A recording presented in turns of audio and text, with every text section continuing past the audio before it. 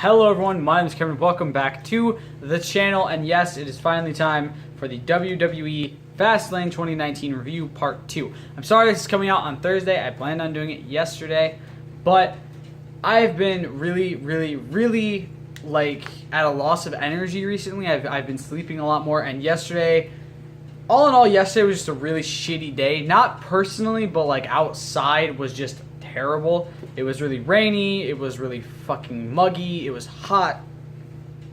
It wasn't really hot, but it was like humid, and all the snow was melting, and there was a lot of rain, and all in all, it was just a crappy day outside yesterday. And typically, if it's a rainy day and stuff like that, I have difficulties with sleeping, or not really sleeping, but more staying awake, and I fall asleep very easily on rainy days. I love it because it gives me a relaxing sound to fall asleep to, but I also hate it because it means if I want to be productive, I'm not, because I'm really tired and really exhausted all day because of the rain, and it just tires me out. I don't know why, but the sound of rain hitting a rooftop just really relaxes me. So, without further ado, let's get into this. Enough of my rambling.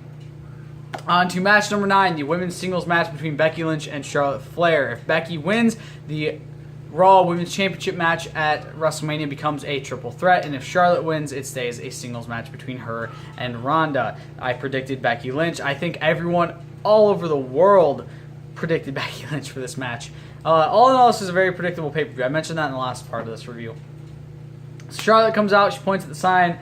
Becky throws her crutch, out of the ring because she's got to, Becky goes after her hard and fast, just trying to, as quick as she can, finish this match because obviously her leg, her arm are both probably in a lot of pain. Charlotte taunts her and takes it to her, attacking the leg because that's all she does. That's all heels do. They see an injury, they attack the leg.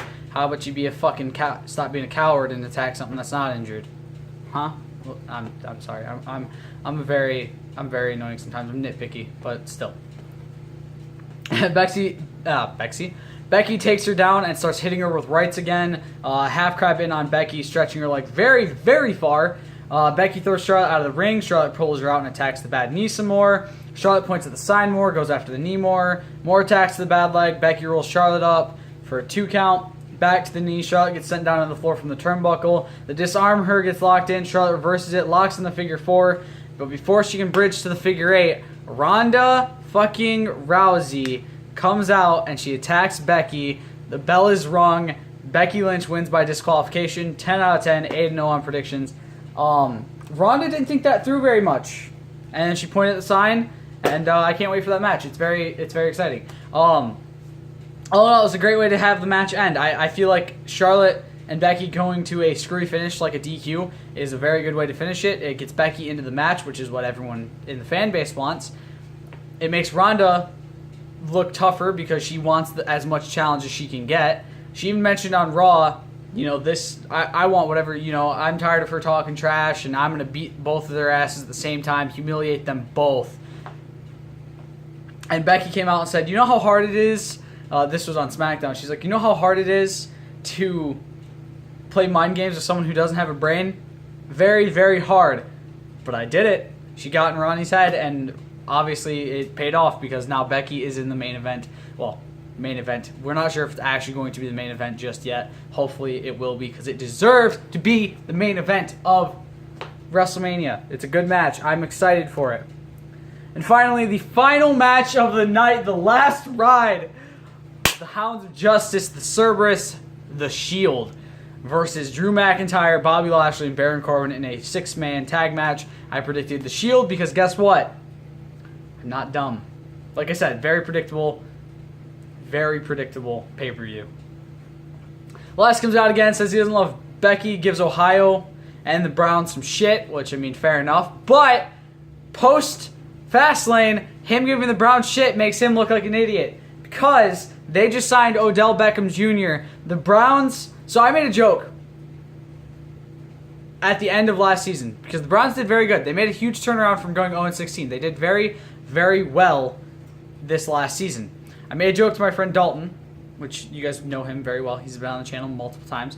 I made a joke to him and I said, the Browns could have one of the best turnarounds in football history where they go from going 0-16 to 2 seasons later winning the Super Bowl. I made that as a joke, not actually believing that they were going to do it. Obviously, I didn't think the Browns were actually going to do it. They had a hell of a season. I don't think they're going to win the Super Bowl this year.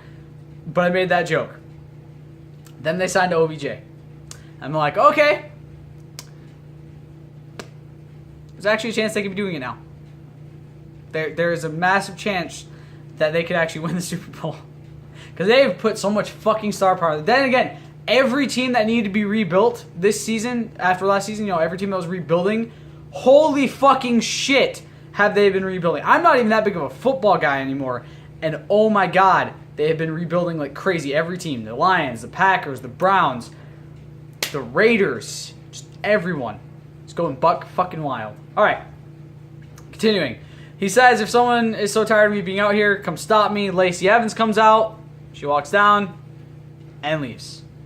And then, RKO out of fucking nowhere. Okay. Not entirely sure why, but okay. Whatever, Randy. It's cool. It's cool. It's cool. It's cool. It's cool. Cool. Cool. AJ Styles hits him with a phenomenal forearm. Probably, and actually on SmackDown, that's the cool thing I like about doing this after Raw and SmackDown have happened, is I can kind of give you guys fillers about what's happened on the last shows without having to do a full review for those, which I don't like doing personally. I don't like having to write stuff during SmackDown and Raw. I like just having to be able to watch it. So, AJ came out because Randy cut a huge fucking heel promo on him, and he points at the sign, pointed at the WrestleMania. He's like, there's been a lot of sign pointing this year. He points at the sign, and it was a really cool moment. Not sure if that's actually going to be a match. They haven't announced if it's going to be a match. On Raw, Batista and Triple H had a really weird promo thing, and Batista kept saying, give me what I want. And it was awkward, and they are scheduled for a no-holds-barred match at WrestleMania. Seth and Heyman had a promo, which was really cool. Kofi had a thing with Mr. McMahon. Mr. McMahon said he could get his championship shot. He says he doesn't want somebody like him. He doesn't think he's a good enough. He's a B-plus player. They're literally doing the Daniel Bryan storyline all over again, but the roles are reversed. Instead of Daniel being the babyface, he is now the mega dick corporate heel in the position of insert name here back in the day.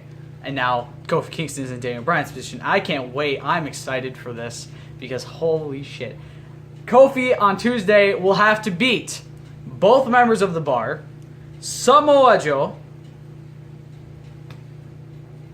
Rowan, and I think Randy Orton in a gauntlet match. I might be forgetting some people. One sec. Give me 1 sec. I might be missing a few people. I'm trying to think of who else was in that match. Because I feel like there's more than just what I named. But I can't remember. And that's going to be a gauntlet match. So basically it's going to be Kofi, one right after the other. Which I'm just like, Kofi, please. Please, Kofi. He was the Marathon Man in the gauntlet match before Elimination Chamber. I think he could do this. I think he could legitimately do this. Come on, hurry up. Just waiting for my computer to load because it's slow. Might as well get more into the review.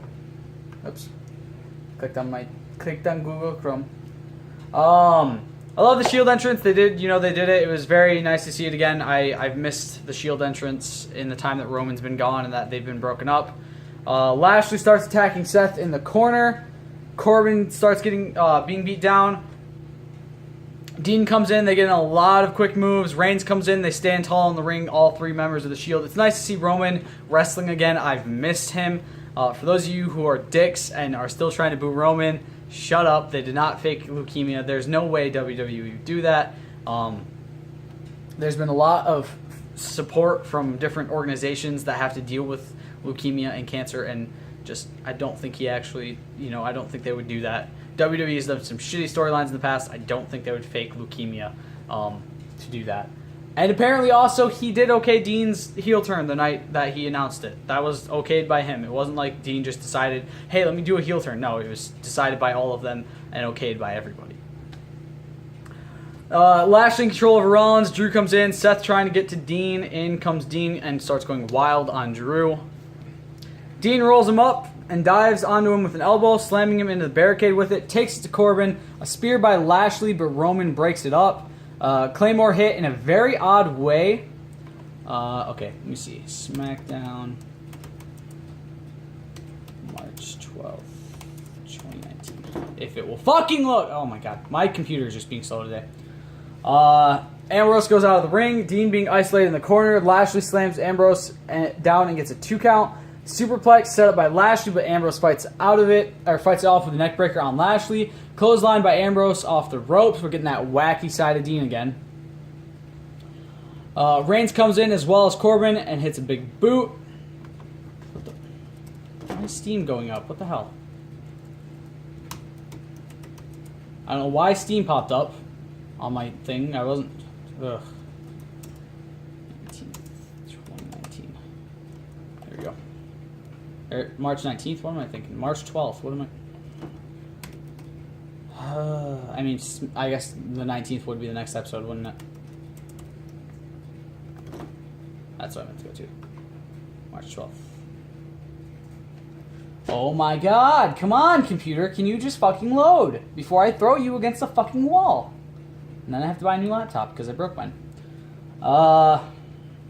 Let's see, where was I? Okay. Drive-by dropkick to Corbin. It's nice to see it again. Drew saves it, but Rollins takes down Drew. Dean saves Seth from Lashley and gets hit with a dropkick by both of them. Tandem suicide dives to Drew and Bobby. Deep 6 to Reigns. Roman kicks out at 2. Drew and Seth set into the timekeepers area. Lashley and McIntyre attack Seth over there. Dean runs on the tables like that, like lengthwise, because they had the Spanish, the German, and the normal announce tables all set up in a row like they normally do. He runs across all 3 of those and dives onto them, just jumps straight onto them. Seth and Dean fight Drew and Bobby in the crowd. They fight like way back into the arena area. It was really cool. They go by where like the kickoff panel's at. It was awesome. Corbin control in the ring. Powerbomb to Corbin for a 2 count. Fighting on the kickoff. They start fighting on the kickoff panel. Seth, Dean, Drew, and Bobby. Seth dives down from the stands, taking out everyone to save Dean. Locked and loaded for the Superman punch, but it gets reversed. An elbow. Corbin slides out after a big boot. He literally slides through the big boot to do his clothesline thing, but gets hit with a Superman punch instead. 2 count. McIntyre and Lashley run the powerbomb. Superman punch to Lashley and McIntyre and a daze for a 2 count as Dean and Seth break it up. Tells Drew to set up the Spanish announce table. They set up the normal one too. Dean and Seth stop them from doing the triple powerbomb. Obviously they were trying to do it to Roman. Superman punch to Lashley saves Seth from going through the table. Hits a curb stomp onto Lashley onto the normal announce table. Jumps over Corbin, which was a really cool moment. Spear gets hit on Corbin. Seth saves Dean from Drew. Double teaming him. 3-on-1 attacking now. Set up for the triple powerbomb. Through the Spanish announce table. One more time chants from the fans. They climb on the apron. Super kick. Superman punch. Dirty deeds. One more time. They set it up. Triple powerbomb to Corbin. 1, 2, 3. The Shield win. 20 out of 10. 9-0 on predictions. Honestly, that was the only way the match could go. If it really is the last time the Shield are going to be together in any sense of the word, that was the way it needed to go out. They needed to go out with a big win. Honestly, I nearly cried. It was a perfect match. I don't think Dean is leaving. I'm calling it now. Dean is not leaving the WWE. I think he's going to re-sign his contract before or sometime after Mania. They're going to have him off for a few weeks, but he's going to be contracted again still with the company, and then he'll come back and just wreak havoc all over the fucking place. All right. Now, on to the review of this. So, Mr. McMahon denied Kofi getting a title opportunity. I'm going to do a small SmackDown and Raw recap in this as well. You know, Shane forced Greg Hamilton to say he's the best in the world. You know, say, here's the best in the world. He made him do it like 3 times. It was really weird, but it was really cool at the same time. Let's see. After weeks of the jabs and stuff, Randy Orton and AJ Styles confronted one another. Viper claimed it was absolutely ludicrous that SmackDown Live is referred to as the house that Styles built when Orton has been holding it down, making history on the blue brand since 2002. You know, did the RKO thing. Styles didn't blink, but, you know, pointed at the WrestleMania sign for the match. You know, Orton left. I'm sure it's going to be confirmed next week or something. Maybe he's going to be the reason Kofi beats Randy. I think the match... So here's the thing. The match next week, the gauntlet match that Kofi's going to be in, has so many opportunities for people to get fucked over. It's got a lot of people that are feuding in that match. I think there's going to be a lot of screwiness, and Kofi's going to win the match because of help from the roster. Big E and Xavier Woods were adamant that no one was more deserving than Kofi, while Mr. McMahon fired back that he didn't just believe Kofi to be a main event caliber performer. After several minutes of back and forth, Kofi said he didn't expect Mr. McMahon to give him anything but the opportunity to prove himself. That approach piqued Mr. McMahon's interest, and he told Kofi that he would give him the greatest opportunity of his career next week, a gauntlet match in which Kofi Kingston could earn the right to challenge Daniel Bryan for the WWE Championship at WrestleMania. All he has to do is defeat Randy Orton, Samoa Joe, Sheamus, Cesaro, and Rowan. Now, here's the thing. Randy Orton's currently feuding with AJ Styles. I'm sure AJ Styles is going to get involved in some way helping Kofi beat him. Samoa Joe is currently involved in a feud with kind of 3 different people, with Andrade, Rey, and R-Truth in a way. I think one of the 3 of them, potentially all 3 of them, will end up helping Kofi beat Samoa Joe. Not really trying to, but just wanting to beat the shit out of Samoa Joe. Cesaro and Sheamus, kind of in a feud with the Hardys and Ricochet and Aleister Black, so I could maybe see one of those teams helping them out. Oh, there is a badass, I'll get to it in a minute. And Rowan, Mustafa Ali, I could see potentially helping Kofi beat him. Kofi was shocked, New Day were livid, but the group would not have too much time to process the controversial decision, as they were quickly swarmed by Kofi's gauntlet opponents. New Day cleared the ring of the opposition, and Kofi clobbered Cesaro with Trouble in Paradise, but Kingston must go it alone next week with his WrestleMania aspirations on the line. Other news, so there was a 8-man tag match. It was the Bar team with Rusev and Nakamura versus Aleister Black and Ricochet and the Hardy Boys. During the match, the New Day came out and just attacked everyone. Now, they mostly attacked the heel teams, but they did also attack the face teams. It seems like what they're trying to set up for right now is the Hardy Boys versus the Usos at Mania, which I ain't mad about. Fuck, I'd love that. I'd love that match. However, I would love to see a huge thing with every tag team. Maybe a tag team gauntlet match at Mania for the SmackDown tag team titles. Which means that the Raw titles would have to be kind of pushed away or something, which would suck. But could you imagine how awesome it would be if the SmackDown tag titles had a gauntlet match? It wouldn't be a long gauntlet match, or just a multi-team match in any sense of the form, you know? New Day, Usos, The Bar, Hardys. Fuck, I'm trying to think of other teams. I think Gallows and Anderson on SmackDown. I'm not sure where they're at, honestly. They've apparently asked for their release, so. Asuka defeated Sonya Deville much in the same way that Asuka defeated Mandy Rose at the pay-per-view. Mandy, pulled the ring skirt up and it tripped Sonya somehow. I'm not sure how she tripped, but that's kind of how it was supposed to go. It was the same thing with the ring skirt, but it was weird. Mandy said, "You didn't think that I did that on purpose, did you? You didn't think I did that on purpose?" Kind of same thing with Batista and Triple H. It was weird. Becky and Charlotte traded more insults. They traded some more insults. Rey Mysterio and R-Truth defeated Samoa Joe and Andrade. And Daniel Bryan and Rowan defeated Kevin Owens and Mustafa Ali. That's all that there really was to SmackDown. Again, it was a big thing of the matches weren't really the main focus this week. It was more of promo stuff being the main focus and all that sort of stuff. Oh my god, I clicked on the fucking search bar, you stupid computer. I swear to god, I'm gonna fucking destroy you. Why does it say March 12th? It's not March 12th, you idiot. Raw was on March 11th. Alright, we'll go to Raw now so we can get into a little bit of that. I decided to give you guys this as it's taken so long for me to get to this part of the review. So I'm sorry about that. Alright, let's go to Raw results for March 11th. So, during Seth Rollins, Seth and Dean and Roman did a Shield farewell address. I don't think it's going to happen. I think that's kind of a swerve for us, so that way we kind of don't expect the Shield to come back in any way, shape, or form.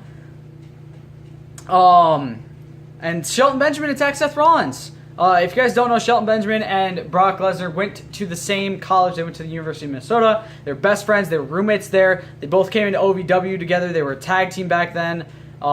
They're still great friends backstage as of right now. I think last I remember Shelton was on SmackDown, so it's cool to see him on Raw now, especially because there's a lot of cool things we can get on here. They had a match. Eventually Seth beat Shelton Benjamin, and Paul Heyman did amazing work on commentary on that match. I loved it. Bobby Lashley defeated Finn Balor with the help of Lio Rush to win the Intercontinental Championship back, now making him a 2-time Intercontinental Champion. I hope this means they have some big plan for Finn at Mania or something, because him losing this is kind of a disappointment.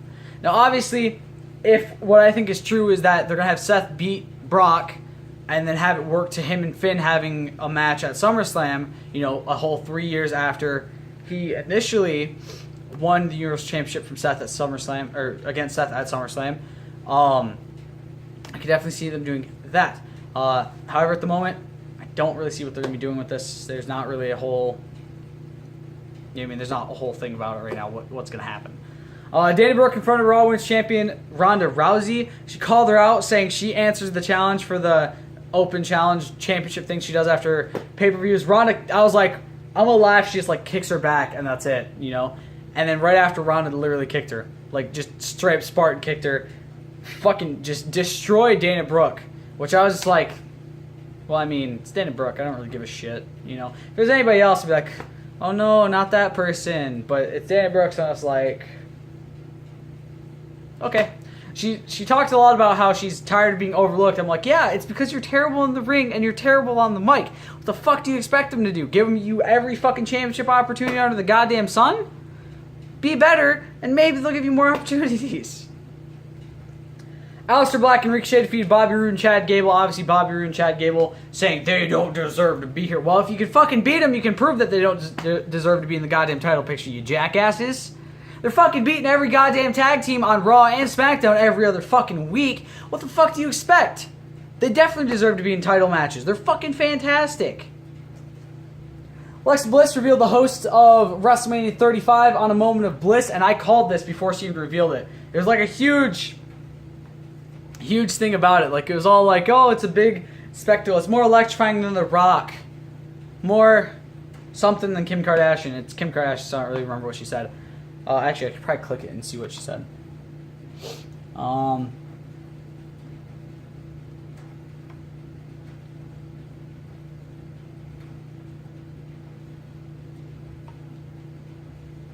Bigger than Kim Kardashian, more electrifying than The Rock, and possessing more power of positivity than the New Day. So there's a big, you know, it pulls up a limo. It shows a bunch of Hollywood shit. It pulls up a limo, and it opens, and it reveals a video package of Alexa Bliss. I called it. I was like, it's gonna be Alexa Bliss. Watch. I looked at Jesse, and I looked over, and I'm like, watch, it's gonna be Alexa Bliss. He's like, no, there's no way. I'm like, just watch. And as soon as it opened, it popped up Alexa Bliss's face. I was like, I'm done. I'm done here. I was right. So yeah, she said you're welcome to all the fans. It was a surprise and all that. I'm honestly excited for it. I'm not sure what they're going to do with her at Mania besides that. It seems like that's it. Just the host. Braun Strowman tore apart the collar that Colin Jost sent him, which is kind of like, okay, cool. What's your point? And he's like, give me a car I can't even fit in. Dude, you could have fucking easily fit in that goddamn car, you dumb bastard. Like, it's not like he got you a fucking Mini Cooper or some shit. He got you a fucking Camaro. Not just that, a convertible Camaro, meaning you have more space if you need it.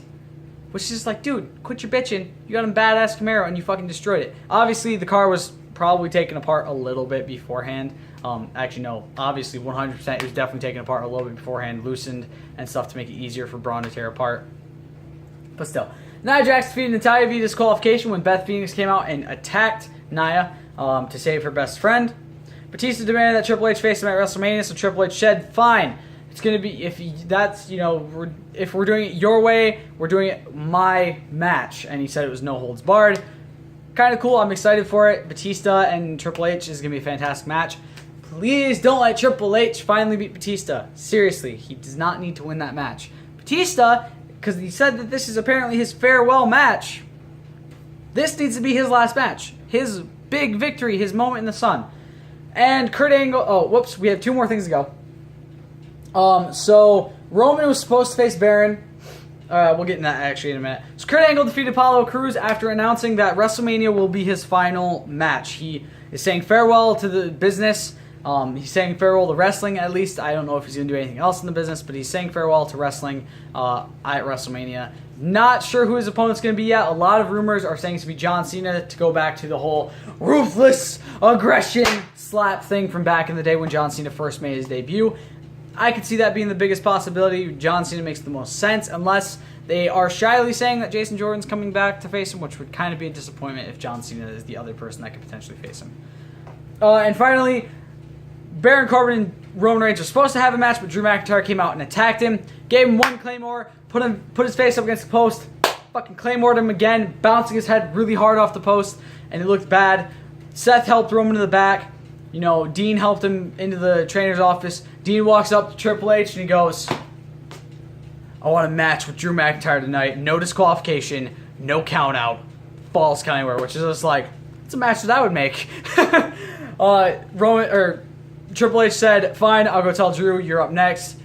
Main event was Drew versus Dean, and Dean ended up losing the match. Drew, oh my god, it was brutal. There was like fighting in the concessions, in the crowd, fighting over by the commentary table. Drew stabbed him with a fucking pencil, set his head up in a railing for like the little steps there, Claymored him in that, knocking the railing down and knocking Dean down, pinned him. Drew McIntyre won. All in all, it was a good Raw and a good SmackDown. I loved it. It was a good way to go after the pay-per-view. So,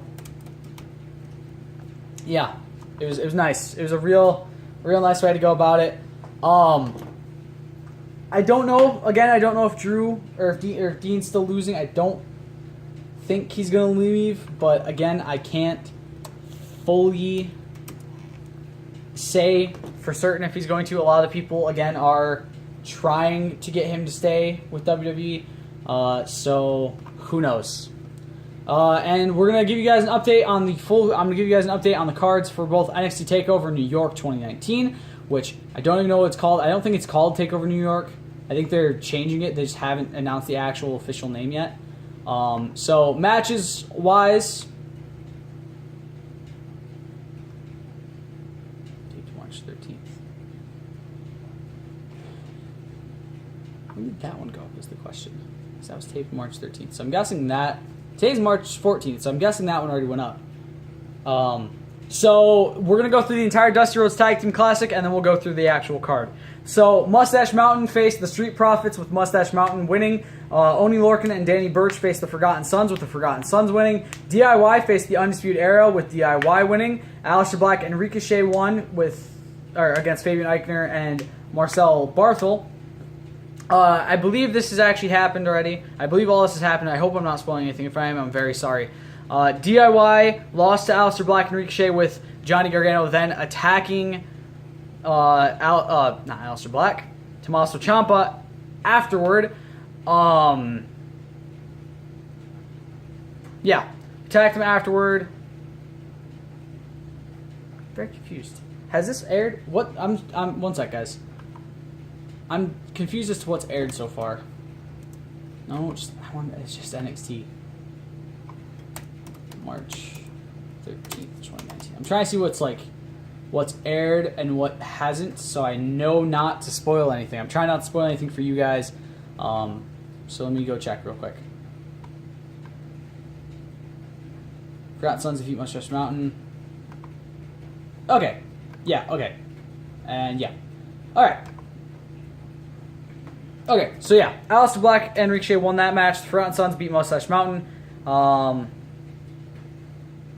Since that was taped tonight, I'm not going to update you guys on the finals because the finals were taped tonight, which means I'm guessing they're going up, which means they're going up next week.